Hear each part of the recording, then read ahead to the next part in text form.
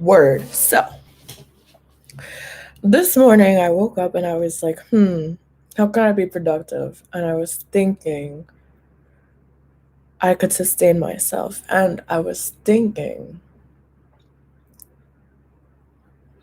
that I could find a way for that to not be a selfish act. And I was thinking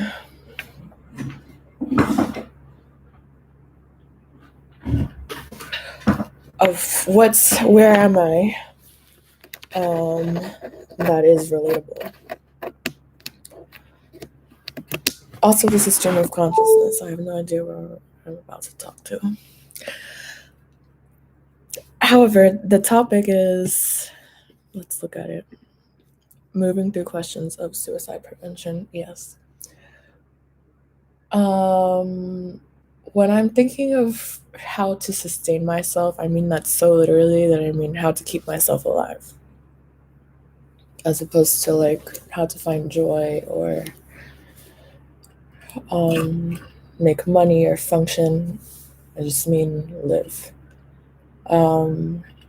So that means that I'm trying to understand and break down the threats that I perceive to my life, whether they're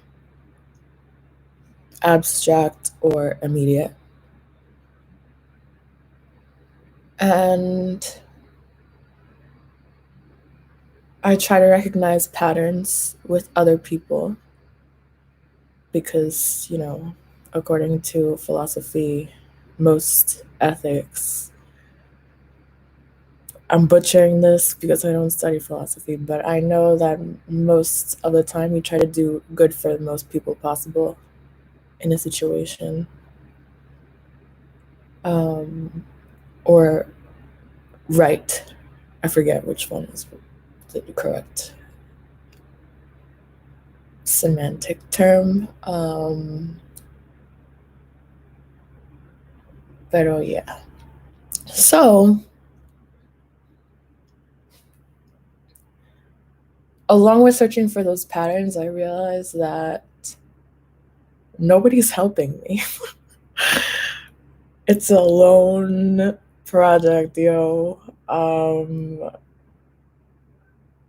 I feel a huge, intense, overwhelming, literal presence beyond the physical realm when somebody is looking with me. Those are the people whose voices I hear. And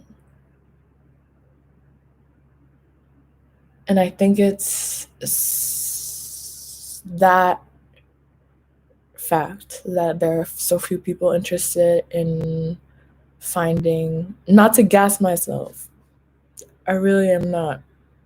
I mean, like, not that there should be a problem with it, but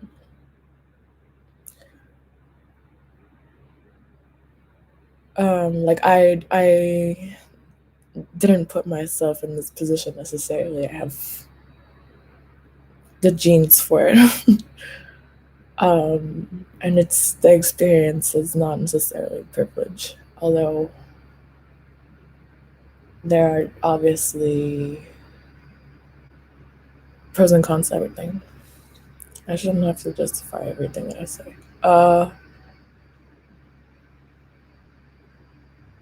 There are so few people.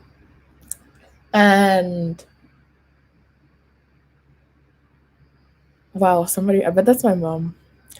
There are so few people, and I felt like that meant that I was wrong. Could also be my brother or my other subscriber. Bless your heart. I thought that meant that I was wrong to try to explore literally how to stay alive. So that doesn't feel good. But anyway, I got past that feeling, which felt like, well, consistently feels like writhing in my skin.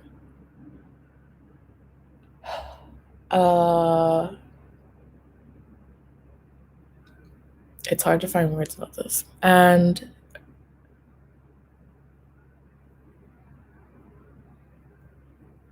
I got here. What I think is necessary to address the lack of interest in finding these patterns is not, as I touched on in my video yesterday, framework versus social arrangement, not changing how we talk about suicide, but actually changing the phenomenon of suicide. Meaning, how can I talk about this without being triggering?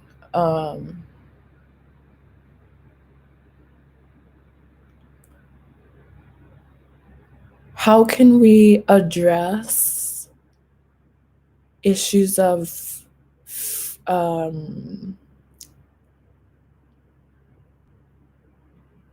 I want to say fear, but it's more specific than that. Like,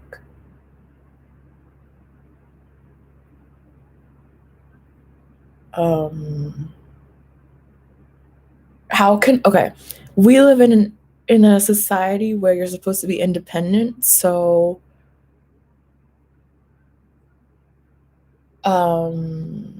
it's a burden to address the question of suicide. Like, one person's life is, by most people's standards, not everybody's concern necessarily if their interest is self-immolation. Then it's like, okay, well, that's that closed circle's problem. However, that one phenomena is not a single entity. It's connected to many other patterns. And we know this from other experiences, that things happen in numbers.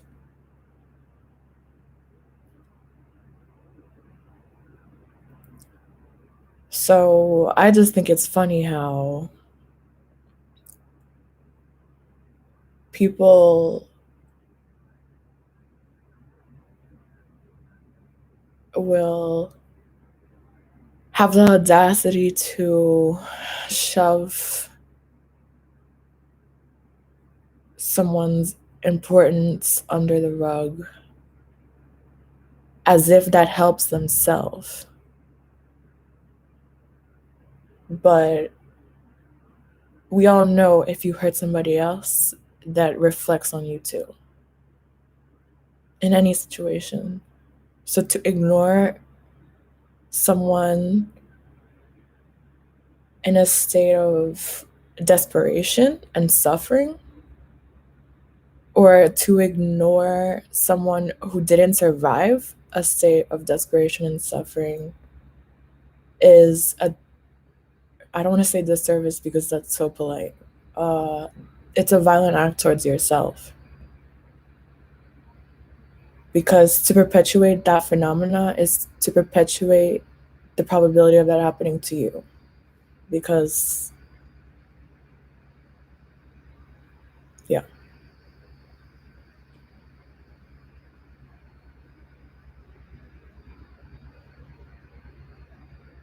So what can we do? To change the actual social arrangement and not just the framework.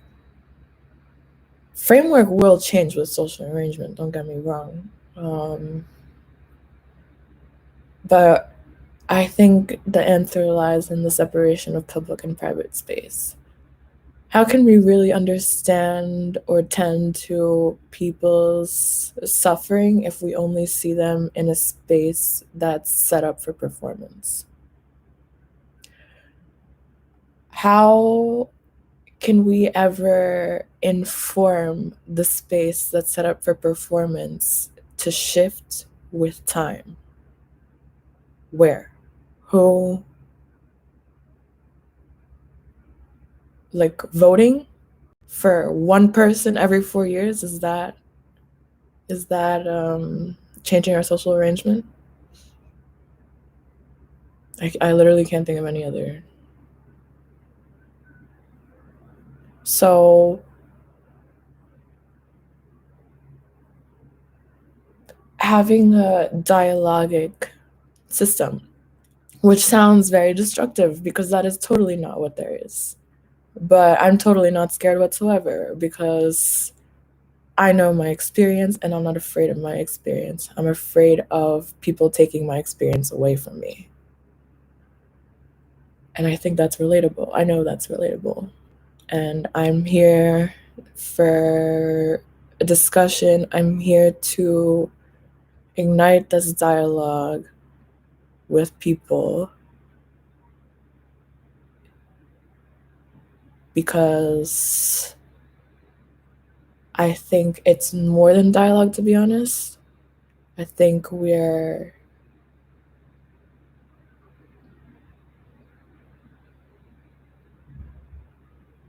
practicing ourselves we're doing what we said we would do or what we set out to. We are in discussing the patterns that we experience, infusing it's making a cyclical, like that in and of itself is the dialogue to return our experience into our framework, because that's not what it is. Our framework is a representation of it, but because of the separation of public and private space, because we perform and that's a representation of what we actually, who we actually identify as, unless you're really privileged and you don't know what the hell I'm talking about. That's a privilege right there. That you feel comfortable in your authentic self in public means that I would assume automatically a lot of things about your identity there, because, and I don't mean for that to sound like a threat or something, but because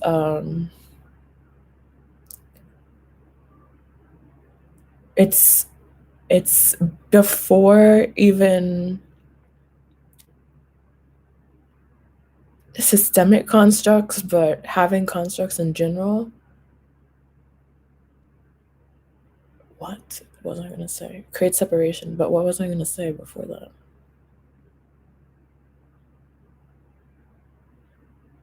This is the bad thing about going live, when you forget what you're talking about.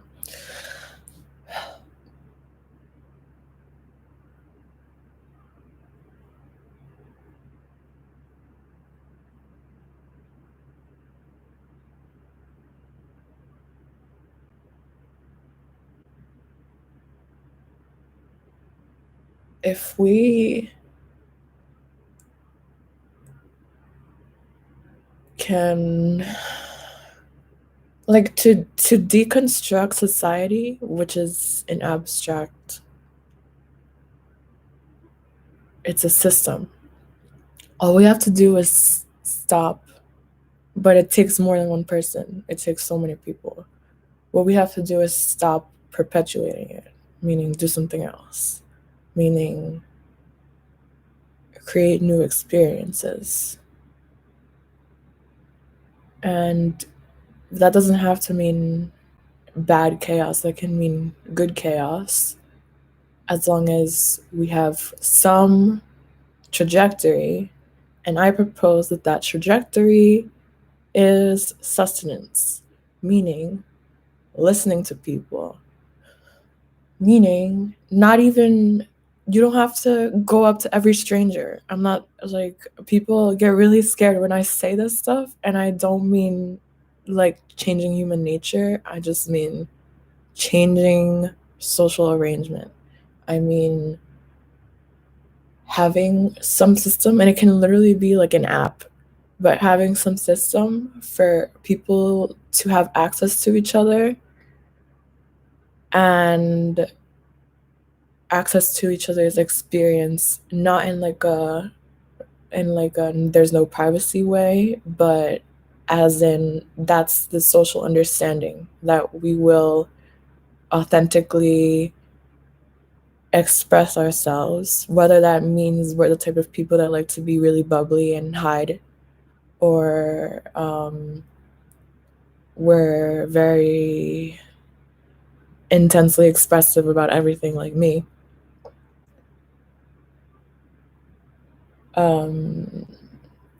For all of that to be heard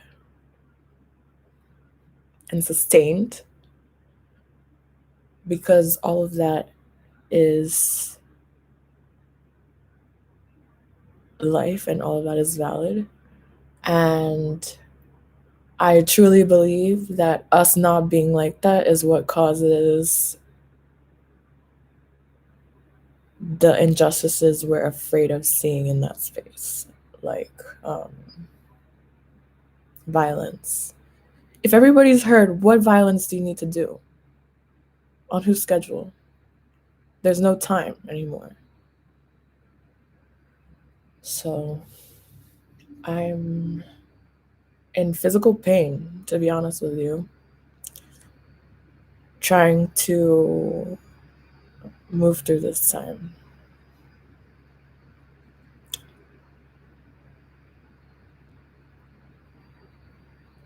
Yeah. What other questions?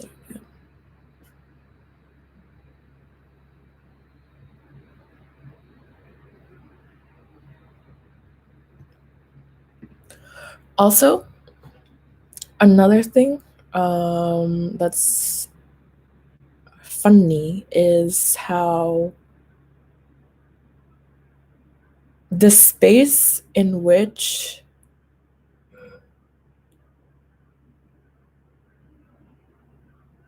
or like the space and manner in which someone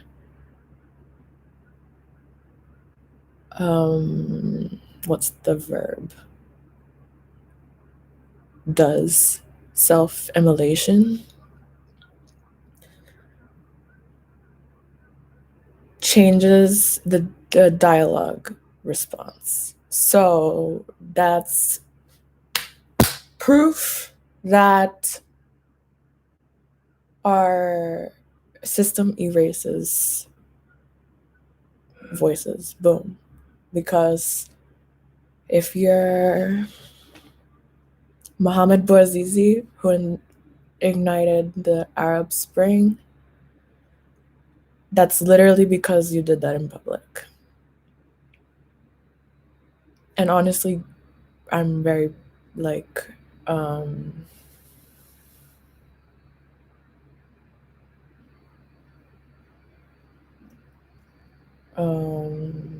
what's the word?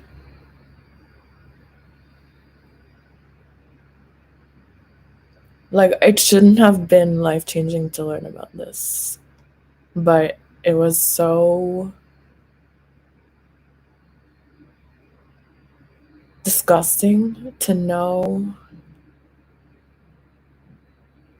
like what I knew already, because there have been experiences where I have been in a state in an episode, and I basically do self-immolation, but I just don't die. And I've done that 2 or 3 times. And people have a response that I experience, and they always don't use discourse, actually. It's just the arrangement. And I mean, obviously discourse is involved, but it starts with the arrangement. And then you hear about instances maybe you know instances where people have achieved, or I shouldn't say achieved, people have, I don't know how to make it sound nice, committed suicide in private, and it's a big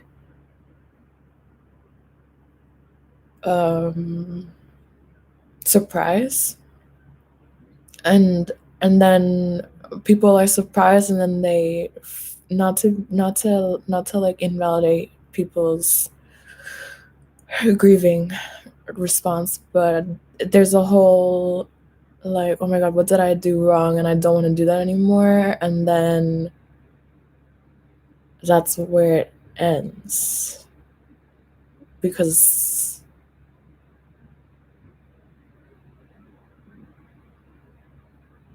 I don't know why. I think we're scared of ourselves. And how do we face that?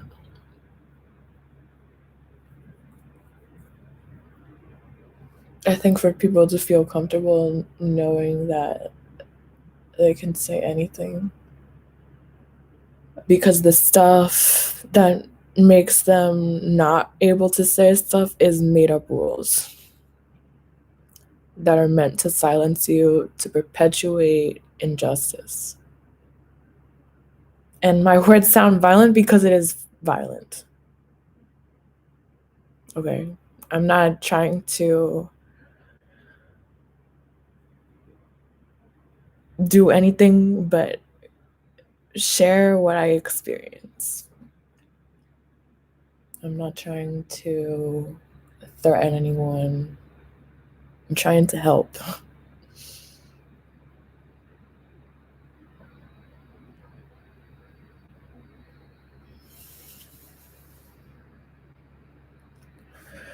What are the questions I have?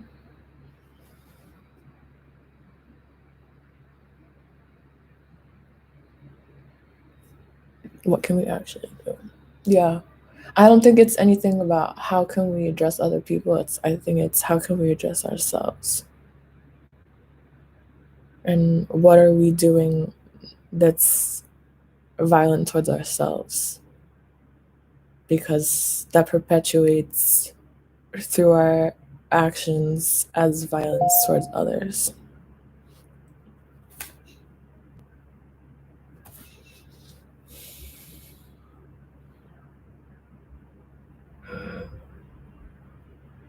And the experience of caring a lot is very violent because we live in a framework of thinking where you're supposed to hurt yourself to survive, which makes no sense, but you're supposed to mute yourself and assimilate in order to survive. And obviously, that's going to end bad. And I'm not surprised anymore by anything. And I hear things and then they happen. And don't get me wrong, I still doubt myself a lot, and I still doubt everything around me a lot.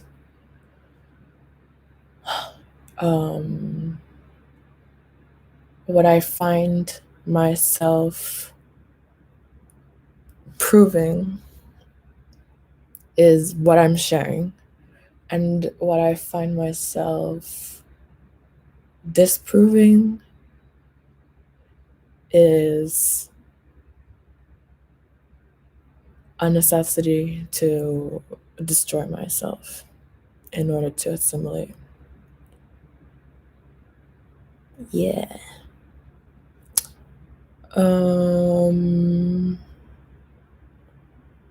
I hope that makes sense, because to me it's very clear in my head the path, and I haven't found the perfect sentence or whatever to articulate it, but I'm hoping that if I keep talking, it'll come out sometime, where I explain, like, what is reconstruction? This is what I think, and then we can talk about it. And hopefully there will be more than, not that I don't appreciate one person, but more than one person to engage with it. Yeah. I think I'm done. Not that I feel any better. How can we listen to those who want to escape? Listen to ourselves. How can we respond to those who have?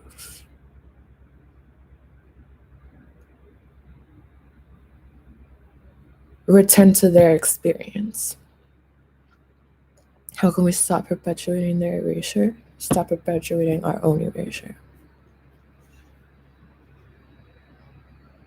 Yes. Okay. I'm satisfied.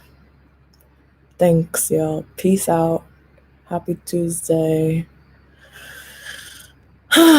Keep breathing.